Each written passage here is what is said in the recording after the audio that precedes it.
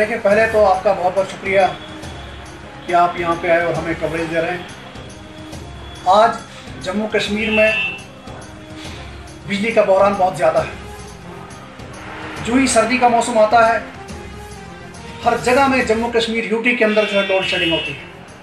चाहे कश्मीर हो, चाहे जम्मू हो, या फिर चाहे इस खित्ते जनाब की बात करें, बहुत ज़्यादा लोड शेडिंग होती है। जम्मू कश्मीर यूटी के अंदर कितने प्रोजेक्ट्स बने हुए? उड़ी प्रोजेक्ट बना हुआ है, सलाल प्रोजेक्ट बना हुआ है, डलहस्ती पावर प्रोजेक्ट बना हुआ है। इसके अलावा बहुत सारे प्रोजेक्ट हैं जहाँ पे हज़ारों मेगावाट बिजली की पैदावार वहाँ से तैयार की जाती है। लेकिन जम्मू कश्मीर के लोगों को मैं समझता हूँ इस प्रोजेक्ट का कोई फ़ायदा नहीं मिला। आज हम आपके माध्यम से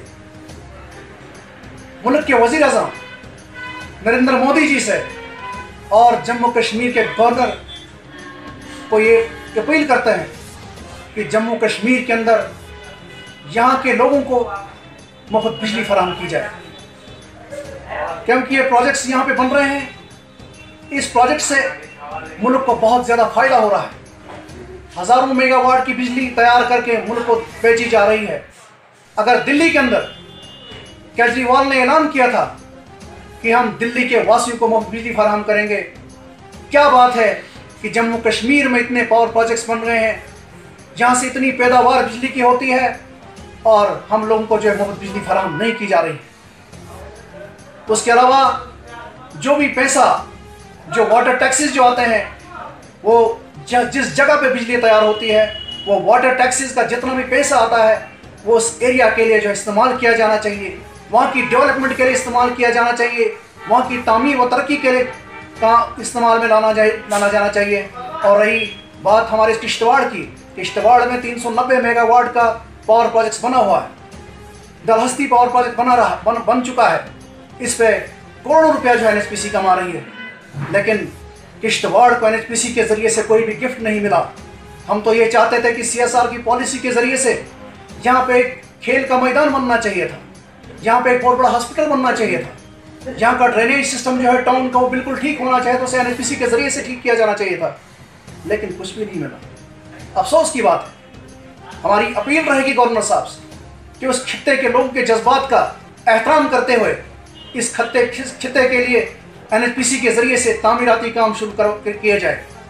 जबकि यहाँ पे इस वक्त पकड़डूल 1000 मेगावाट का पावर प्रोजेक्ट बनने जा रहा है।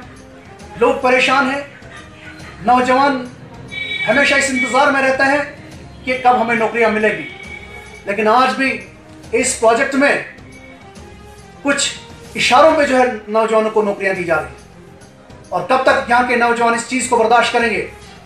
जो भी डिजर्विंग है, जिसके पास भी हुनर है, उसका बाज़ाब्ता तौर पे उसका टेस्ट लिया जाना चाहिए, और उसके बाद पकड़डूल प्रोजेक्ट में उसको नौकरी मिलनी चाहिए। इसके अलावा जो भी वहाँ के ज़मींदार लोग जिनकी ज़मीन इस प्रोजेक्ट की जद में आ चुकी हैं, एक पॉलिसी बनती है कि उनको मुआवजा भी दिया जाए, और उसके आर प्लान के तहत भी कुछ रुपया उनके हाथ में थाम दिया जाए।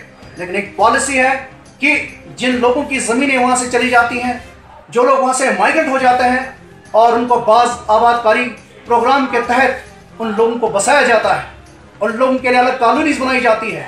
वो लोग वहाँ पे बैठते हैं, उन मकानों में बैठते हैं, लेकिन वो भी इससे महरूम है।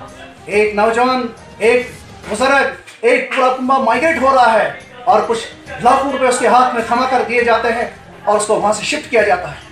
क्या जो पैसा उसको मुआवजा दिया जाता है या आर प्लान के जरिए उसको पैसा दिया जाता है, क्या उसके उस पैसे से वो ज़मीन लेगा? क्या उस पैसे से वो मकान तामीर करेगा?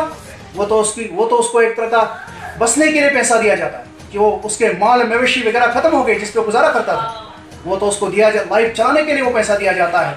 अगर वो लोग वही सारा पैसा ज़मीन खरीदने के लिए इस्तेमाल करेंगे, मकान बनाने के लिए इस्तेमाल करेंगे, तो क्या? तो लिहाजा मेरी यहाँ की फिर से गवर्नर साहब से, मुल्क के वज़ीर आज़म से पुरज़ोर अपील रहेगी कि कम से कम मुफ्त बिजली के बारे में एक मंसूबा तैयार किया जाना चाहिए, ताकि जम्मू कश्मीर के लोग इन प्रोजेक्टों का फ़ायदा उठा सकें।